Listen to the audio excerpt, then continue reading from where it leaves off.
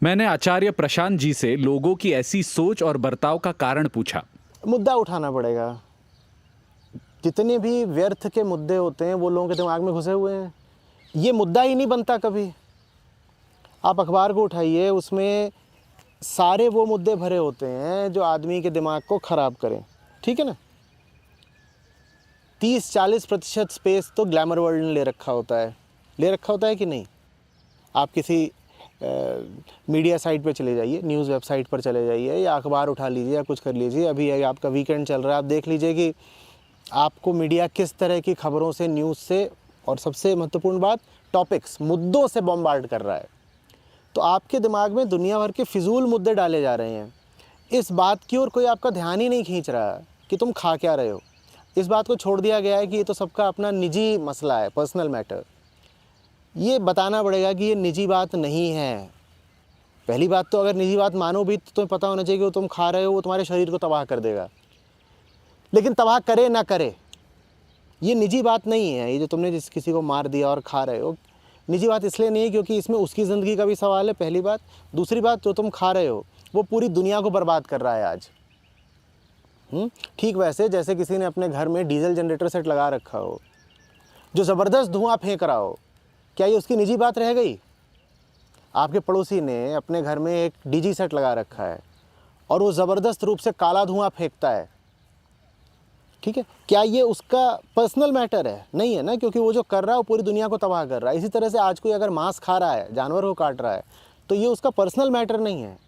दूसरों का हक है आपत्ति करने का। मैं ज़ोर ज़बरदस्ती की बात नहीं कर रहा, पर हमें इतना तो अपना फ़र्ज़ निभाना पड़ेगा कि उसको पकड़ें, कहें कि सुनो भाई, एक बहुत ज़रूरी मुद्दा है उस पर तुम्हें ध्यान देना होगा। तो ये इसमें इन्फॉर्मेशन एक्टिविज़म चाहिए अभी।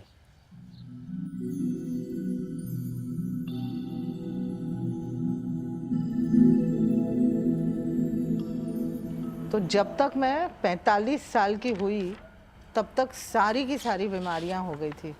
डायबिटीज़, ब्लड प्रेशर, हाइपोथायरॉयडिज्म, घुटने में दर्द होता था। मैं 100 मीटर भी नहीं चल सकती थी। यहाँ तक कि कभी कभी मैं रात को जब प्रे करती थी तो सोचती थी कि मैं कल सुबह उठूँ ही नहीं। भगवान से कहती थी मुझे कल सुबह उठना ही नहीं है, तो नींद में ही मैं मर जाऊँ, तो ये सामना नहीं करना पड़ेगा मुझे इन बीमारियों का। मैंने आयुर्वेदा ट्राई किया, होम्योपैथी ट्राई की, एलोपैथी तो बहुत सारी ट्राई की, लेकिन कुछ भी काम नहीं आया। और फिर मुझे एक डॉक्टर ने हेल्दी वीगन खाना खाने को कहा।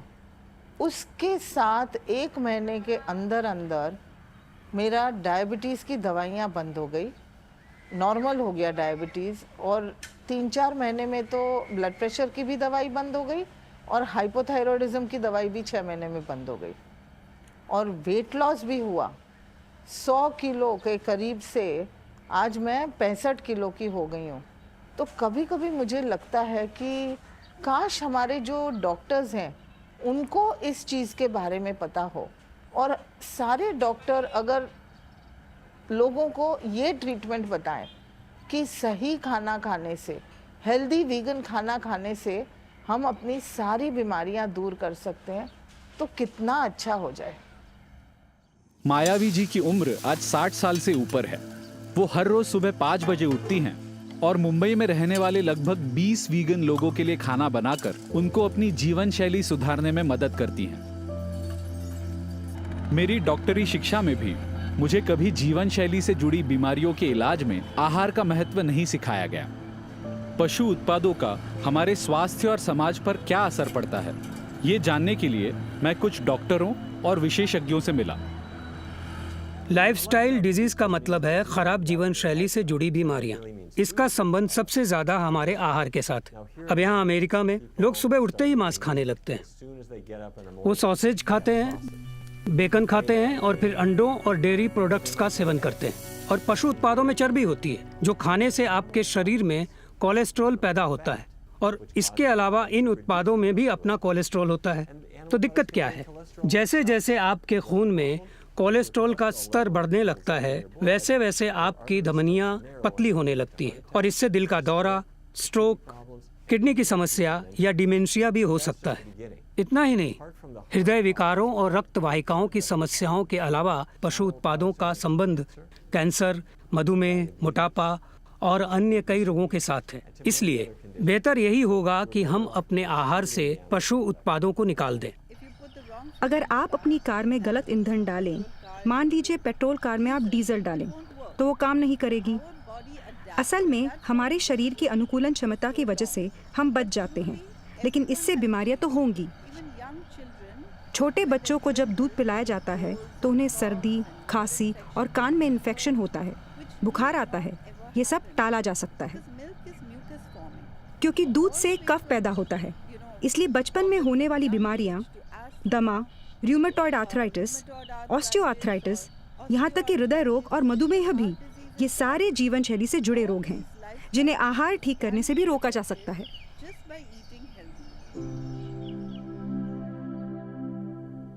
मेरे पास सभी प्रकार के पेशेंट्स आते हैं। मैं देखती हूँ कि मैं सबसे पहले उनका ब्लड टेस्ट करवाती हूँ। उसमें हमेशा विटामिन डी, विटामिन B12 हमेशा टेस्ट करवाती हूँ। तो मैंने देखा है कि नॉन वेजिटेरियन में भी यही विटामिन की डेफिशिएंसी है, वेजिटेरियन में भी है और वीगन में भी होती है। तो ये एक यूनिक वीगन का प्रॉब्लम नहीं है। ये समझना ज़रूरी है कि हमारी नसों और खून के स्वास्थ्य के लिए हमें B12 की आवश्यकता होती है, लेकिन ये जानवरों या पौधों द्वारा नहीं बनाया जाता। दरअसल विटामिन B12 बैक्टीरिया बनाते हैं। बहुत लोगों का ऐसा मानना है कि पुराने ज़माने में जब हमारा मिट्टी और पर्यावरण के साथ ज़्यादा संपर्क होता था, तब हमारी उंगलियों से ये बैक्टीरिया मुंह में और शरीर में प्रवेश करते और बस इसी से हमारी B12 की ज़रूरत पूरी हो जाती। पहले के ज़माने में ये सच हो या ना हो, लेकिन आज की जीवन शैली में तो ऐसा नहीं होता। हाँ, मांस खाने वालों को कुछ हद तक विटामिन B12 ज़रूर मिलता है, क्योंकि गाय या मुर्गियों के आंतों में ये बैक्टीरिया कुछ B12 बनाते हैं, जो उनके मांस या दूध में भी पाया जाता है। क्योंकि इन जरियों से हमारे शरीर में B12 अवशोषित करना आसान नहीं है, इसलिए इसका सबसे अच्छा जरिया विटामिन सप्लीमेंट है। मैं देखती हूँ कि रूरल एरिया में आप जाते हैं, गाँवों में जाते हैं, तो वहाँ विटामिन B12 की डेफिशिएंसी नहीं दिखती है, क्योंकि लोग मिट्टी के साथ जुड़े हुए हैं। अगर मिट्टी है, सूर्य प्रकाश है, तो आपको ये डेफिशिएंसी नहीं आएगी। ये अर्बन फिनोमिना है। आप शहरों में रहते हैं, अंदर बैठे रहते हैं, सूर्य के प्रकाश में बाहर नहीं निकलते हैं, आप गॉगल्स डाल देते हैं, आप बार बार हाथ धोते हैं, आपका सोइल का कोई कांटेक्ट नहीं है, तो ये होता है। तो ये अक्रॉस द बोर्ड सभी में है, वीगन्स में भी है। कोई भी चीज़ अतिरिक्त मात्रा में लेने से विष बन जाती है, फिर वो अमृत ही क्यों ना हो। आयुर्वेद कहता है अधिकम अमृतम विषम। इसका मतलब अगर आप कुछ भी एक हद से ज़्यादा खाएं तो वो आपके शरीर में विष पैदा करेगा। सबसे ज़रूरी बात यह है कि हम स्वस्थ जीवन जी पाएं और धर्म, अर्थ, काम और मोक्ष की प्राप्ति कर सकें। सबसे पहले हमें आयुर्वेद का विचार समझ लेना चाहिए। आयुर्वेद ज्ञान से भरा ग्रंथ है। इसके अध्ययन से हम ये ज्ञान पाकर रोगों के निवारण के लिए, अच्छा स्वास्थ्य बनाने के लिए और कई उपचारों के लिए इसका प्रयोग कर सकते हैं। इसमें घास से लेकर दूध तक जो कुछ भी उपलब्ध है उसकी गुणवत्ता के बारे में बताया गया है, सब कुछ समझाया गया है और किस संदर्भ में उसका प्रयोग होना चाहिए यह भी आयुर्वेद समझाता है। तो हमारा कर्तव्य है कि हम इसे ठीक से समझें और उचित संदर्भ में सूझबूझ के साथ इसका उपयोग करें। गोक्षीरम मधुरम शीदम गुरुस्निग्धम रसायनम ब्रह्मणम स्तन्यकृत भल्यम धीबनम वादनुत। तो आयुर्वेद में इन गुणों की व्याख्या की गई है। दूध क्या होता है और दूध के गुण क्या है। उदाहरण के लिए ये बताया गया है कि दूध मीठा होता है, शरीर के लिए ठंडा होता है, ये भारी होता है, पचाने में आसान नहीं होता। दूध से चुस्ती फुर्ती मिल सकती है या ताकत बढ़ सकती है। तो अगर हम इन गुणों का विचार किए बिना ही दूध का सेवन करें तो ये हमारे शरीर के लिए अच्छा नहीं होगा। तो दूध की सिर्फ इतनी ही व्याख्या नहीं है कि वो सफ़ेद होता है, गाय से पाया गया है और स्वास्थ्य के लिए अच्छा ही होता है। दूध का सेवन करने से पहले हमें इन सारे पहलुओं को ध्यान में रखना चाहिए। अगर हम इसके बारे में ना सोचें कि दूध ठंडा है, भारी है, पचाने में कठिन है, कोई व्यक्ति अगर ये सोचे बिना ही दूध का सेवन करता है कि ये मेरे लिए योग्य है या नहीं, तो उससे पेट में जलन, अजीर्ण या और समस्याएं पैदा होंगी। करीब 25% दवाइयों में डेयरी और पशु उत्पादों का उपयोग होता है, लेकिन वास्तव में ऐसा करना ज़रूरी नहीं है। पहले के ज़माने में ये सोच थी कि शरीर में आवश्यक एल्कलॉइड्स पहुंचाने के लिए वसीय अम्ल यानी फैटी एसिड्स का माध्यम होना ज़रूरी है, इसलिए दूध का प्रयोग किया जाता था। लेकिन आज के समय में हम नारियल का दूध या दूसरा कोई तेल या अन्य फैटी एसिड्स का प्रयोग भी कर सकते हैं। घी बनती थी दूध से और वो घी को इस्तेमाल किया जाता था हवनों में। लेकिन इस तरीके का डेयरी जो शुरू हुआ, ये शुरू हुआ अंग्रेज़ों के ही ज़माने में, क्योंकि वो दूध पीते थे अपने देश में और उनसे पचता है, तो वो ले आए हिंदुस्तान में और हम लोगों ने फिर बढ़ा चढ़ा करके डेयरी शुरू किए। नहीं तो डेयरीज कभी हिंदुस्तान में होते ही नहीं थे, तबेले होते ही नहीं थे। अब हर बच्चा जब चिल्लाता है कि माँ मुझे दूध नहीं चाहिए नहीं चाहिए, तो हम क्या करते हैं, पापा को आने दो, वो देख लेगा, पिक्चर नहीं दूंगी, मैं फल नहीं दूंगी, अच्छा ऐसे कर लो, तुम पहले दूध पी लो फिर चॉकलेट खाएंगे। It has become power play. हमें दूध से कोई मतलब नहीं है, हमें दिखाना है बच्चे को कि हम कौन हैं, हम उनके माँ बाप हैं और ये बच्चे हैं। और अगर हम बहुत ही सोचते हैं तो हम इस दूध को छुपा देते हैं। कभी उसमें बॉर्नवीटा डाल दिया, कभी चॉकलेट डाल दिया, कभी कुछ डाल दिया, कभी चीनी डाल दी, ताकि उसका टेस्ट छुपा दे। फिर भी बच्चा इतना रोता है। एक बच्चा मुझे दिखाइए जो खुशी खुशी जाता है दूध पीने। 1%, लेस देन 1%। कार्निवोरस एनिमल्स हो या हर्बीवोरस एनिमल्स हो, एक पॉइंट के बाद बच्चा दूध पीना ही बंद कर देता है। मतलब शेर का भी बच्चा जब कुछ महीने का हो जाता है, 5-6 मंथ्स का हो जाता है, तो माँ वो शेरनी उसके लिए हंट करके वो एनिमल लाती है, वो एनिमल खाता है, वो मीट खाता है, वो दूध नहीं पीता है। जब मैं एक बच्चे के रूप में पैदा हुआ तब मेरा शरीर बहुत छोटा था। मेरी माँ का दूध पीने से मेरे शरीर को बढ़ने में सहायता मिली। एक बार हम बड़े हो गए तो फिर इसकी ज़रूरत नहीं पड़ती, लेकिन उसके बाद भी हम गाय का दूध पीते रहते हैं। अब गाय के दूध में भी वैसे ही गुण होंगे जिनसे छोटी किडनी बड़ी बनेगी, छोटे से हृदय का बड़ा हृदय बनेगा, छोटा कलेजा भी बड़ा होगा। गाय का दूध पीने से उसके बछड़े का शरीर बढ़ता है, लेकिन उस दूध को हम पी रहे हैं और हमारे ऊपर भी उसका वैसा ही परिणाम होगा। मेरी किडनी और बाकी सारे अंग पूरी तरह बढ़ चुके हैं, स्वस्थ हैं। फिर भी अगर मैं उन्हें और बड़ा बनाने के लिए दवाई की खुराक लेता रहूं, तो फिर वो अंग ज़रूरत से ज़्यादा बड़े होंगे और उन्हें हानि पहुंचेगी। फिर किडनी खराब होगी, कलेजा खराब होगा या हृदय का रोग होगा। इसकी बढ़त एक हद से ज़्यादा नहीं होनी चाहिए। ये बचपन से एकदम बर्थ से ही नहीं खाती है। ये मदर्स मिल्क के बाद तुरंत इसको मैंने सोया मिल्क इंट्रोड्यूस किया और फिर जैसे जो नॉर्मल खाना एक अडल्ट खाता है, ऑल टाइप्स ऑफ ग्रेन्स, जितना भी ग्रेन्स है, सीरियल्स है, सब्जी है, फल है, नट्स, सीड्स, सब कुछ खाती है। तो ये लोग अब मतलब ये शायद ऑलमोस्ट 5 to 6 years से ये वीगन है और ये एकदम बर्थ से है। लोग बोलते हैं कि मिल्क में प्राइमरीली प्रोटीन है और कैल्शियम है, और ये दो चीज़ बहुत इम्पॉर्टेंट है किसी भी ह्यूमन के ग्रोथ के लिए या किसी भी ह्यूमन के वेलबींग के लिए। तो मैं बोलता हूँ कि प्रोटीन और कैल्शियम शाकाहारी वर्ल्ड में, वनस्पति वर्ल्ड में बहुत अवेलेबल है। जो फिटनेस पर ध्यान देना चाहते थे या मसल्स बनाना चाहते थे, वो लोग जिम ट्रेनर से जाके पूछते थे कि वो आदमी जो वहाँ वज़न उठा रहा है वो क्या खाता है, और हमारा वो ट्रेनर कहता कि उसी से जाकर क्यों नहीं पूछते, वो बहुत फ्रेंडली है।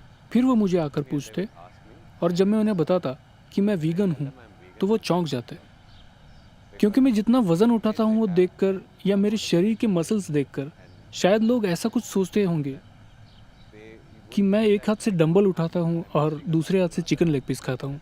मेरी छवि कुछ ऐसी बनती होगी।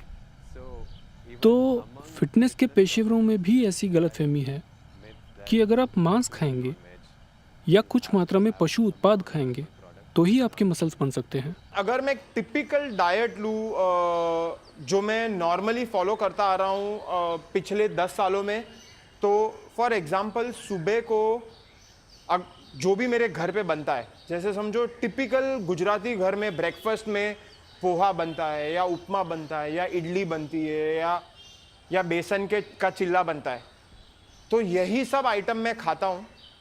ऑल मैं करता हूँ ना कि मैं इसको थोड़ा स्मार्टली खाता हूँ। जैसे अगर समझो मैं पोहा खा रहा हूँ ना, तो मैं पोहा के ऊपर पीनट्स डाल देता हूँ, मैं पोहा के ऊपर स्प्राउट्स डाल देता हूँ। ऐसा कोई पोहा हेल्दी मील ही है, बट अगर पोहा में आपने पीनट्स और थोड़े स्प्राउट्स डाल दिए तो वो थोड़ा वेल बैलेंस मील हो जाता है, क्योंकि पोहा इज प्राइमरीली कार्बोहाइड्रेट्स। तो अगर आपने उसमें पीनट्स और स्प्राउट्स डाला तो there will be healthy fats and there will also be enough protein. तो एक प्रॉपर कॉम्बिनेशन ऑफ एक हेल्दी मील बन गया विदाउट इंक्रीजिंग द कॉस्ट। ठीक है, तो मैं एक इंसिडेंट जानता हूँ कि जहाँ पे एक व्यक्ति ने एक दिन के बछड़े के साथ बलात्कार किया था। किस लिए? शायद क्योंकि वो ना एक चीज़ देख के उनके लिए नॉर्मल हो गया कि ये पैदा हुआ है, अब इसको दूध नहीं देना है या अब इसको थोड़े दिन धूप में बांधना है और ये मर जाएगा। वो उनके लिए एक जीव है ही नहीं। तो डेयरी जो वहाँ पे जो केयर टेकर्स होती हैं उनको भी कोई बहुत अच्छी सुविधा मिल नहीं रही होती है वहाँ पे। वो क्या होता है, ज़्यादातर नीचे गायें भैंसे हैं तो वो ऊपर कहीं सो जाते हैं, कई बार उनके ऊपर डबल वो बना रखा होता है, कहीं पे ऐसा नहीं होता तो साइड में कहीं उनके छोटे कमरे पर, तो बहुत अच्छी कंडीशन में वो लोग भी नहीं रहते। मेरा मानना है कि इस तरह का काम लंबे समय तक करने से आपके मनोवैज्ञानिक स्वास्थ्य पर ज़रूर प्रभाव पड़ेगा। इसमें इतना खून बहता है, हिंसा होती है, कोई इंसान इतना असंवेदनशील कैसे बन सकता है? मुझे लगता है कि इस तरह का काम लोगों के सामाजिक जीवन को प्रभावित करेगा और उनके पारिवारिक जीवन पर भी इसका असर पड़ेगा। बहुत सी मनोविकृतियों की शुरुआत प्राणियों के शोषण से या उनके साथ हिंसा करने से ही होती है।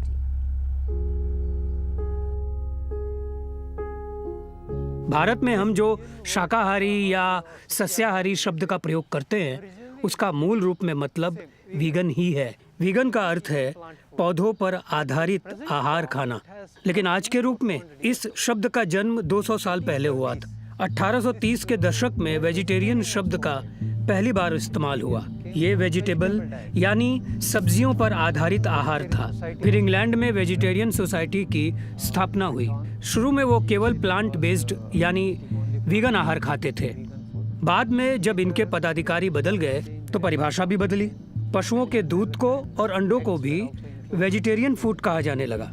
इनमें से कुछ लोग शाकाहार की इस परिभाषा के साथ सहमत नहीं थे, क्योंकि उसमें दूध, अंडे और शहद जैसे उत्पाद भी शामिल थे।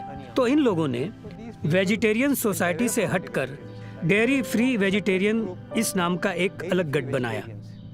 बाद में ये लोग इसके लिए एक अलग पहचान चाहते थे, एक अलग पहचान अपने लिए, एक नया शब्द और नई परिभाषा। धीरे धीरे चीजें आगे बढ़ती गई। फिर वीगन शब्द का प्रयोग हुआ जो वेजिटेरियन शब्द से पहले 3 और आखिर में 2 अक्षर लेकर बना है।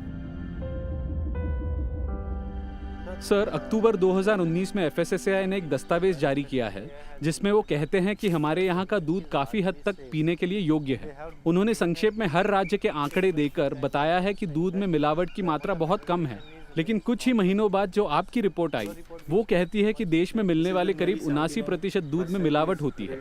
तो इन 2 रिपोर्ट्स में इतना फर्क कैसे? दोनों अपनी अपनी जगह सही है। वो क्या कह रहे हैं? उनका कहना ये है कि आपका दूध पीने योग्य है।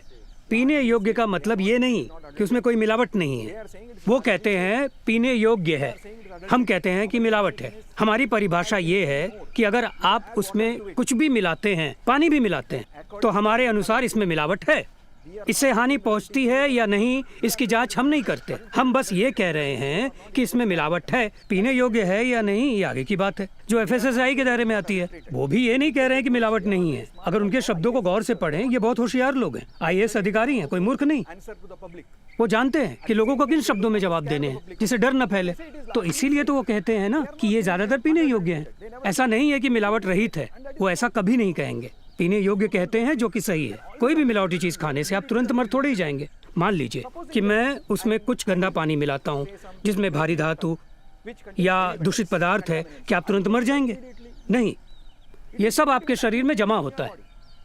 दूध का सेवन तो हम बचपन से ही शुरू करते हैं। बचपन से लेकर 30-40 साल तक जब हम इसको पीते हैं तब इसका शरीर पर परिणाम दिखने लगता है। लेकिन आप ये नहीं जान पाएंगे कि ये मिलावटी दूध पीने का नतीजा है। आप कहेंगे ये नसीब का खेल है। सोचेंगे आपको कोई बीमारी है या कोई और कारण। आपको लगेगा कोई अनुवांशिक बीमारी है, कुछ भी कह सकते हैं। और कुछ नहीं तो आप प्रदूषण को दोष देंगे। किसान पराली जला रहे हैं, इस वजह से मुझे ये बीमारी हो गई। आपको पता नहीं चलेगा क्योंकि आप इसका संबंध जोड़ ही नहीं पाएंगे। इसके लक्षण तुरंत नहीं दिखते। ये धीमी गति से फैलने वाला जहर है। लंबे समय के बाद ही इसका असर दिखता है। इसी कारण से आप संबंध जोड़ नहीं पाते। लेकिन आप ये नहीं कह सकते कि ये कारण नहीं है।